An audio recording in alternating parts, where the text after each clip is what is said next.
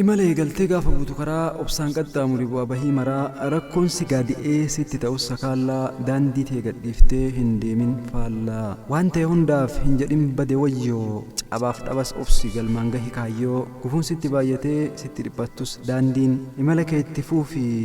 goonguman kutin abdii karaanis sitti dheeratee dadhabbiin sitti cimuu kaayyoo kee jijjiirin ni hinjifatte rakkoo jiruum yaada namaa dhiisii of ajaji mataa kee sammuun sin deeminii qajeelchi sammuu kee fuulduratti dhiibii tarkaanfii jireenyaa akka hundi namaa si godhatu fakkeenya kanan si gorsaa qabadhu obboleessoo wanti guddaan garuu of ta'uudha keessoon.